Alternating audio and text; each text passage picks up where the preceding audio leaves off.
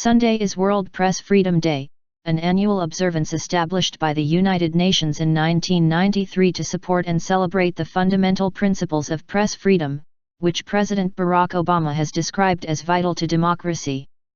The UN said World Press Freedom Day is also an occasion to inform citizens of violations of press freedom, a reminder that in dozens of countries around the world, publications are censored, fined, suspended, and closed down, while journalists, editors and publishers are harassed, attacked, detained, and even killed. Ahead of World Press Freedom Day, Obama met at the White House Friday with 3 immigrant journalists. He said all 3 faced harsh treatment in their home countries and are now continuing their journalistic endeavors in the United States, where they were granted political asylum. Immigrant journalists.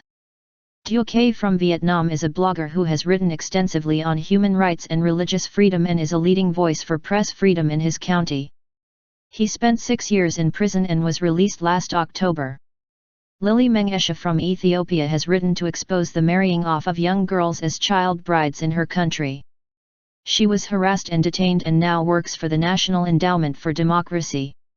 She worked as a translator for a VOA correspondent in Ethiopia and was detained with him for illegal reporting in 2012 in Addis Ababa.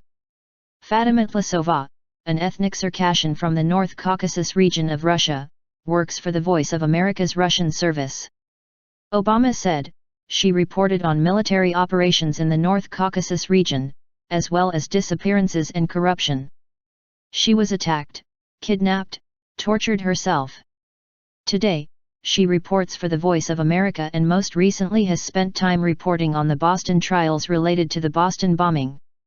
After returning to VOA following the meeting with Obama, Tlasova said the opportunity to meet and speak with the president was indeed a moving experience, but above all the importance of it was the message that the President of the United States sent to journalists in Russia. Because killing journalists, arresting journalists, intimidating journalists is not just a punishment, it is an act of sending a message to all other journalists, she said, a harsh treatment that has contributed to increase of self-censorship. Press Freedom Index. The 2015 World Press Freedom Index spotlights the negative impact of conflicts on freedom of information. Reporters Without Borders, the sponsor of the index, said the index highlights the worldwide deterioration in freedom of information.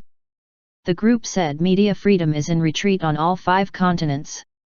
Finland tops the World Press Freedom Index for the 5th straight year. 2 other Scandinavian countries, Norway and Denmark, follow Finland.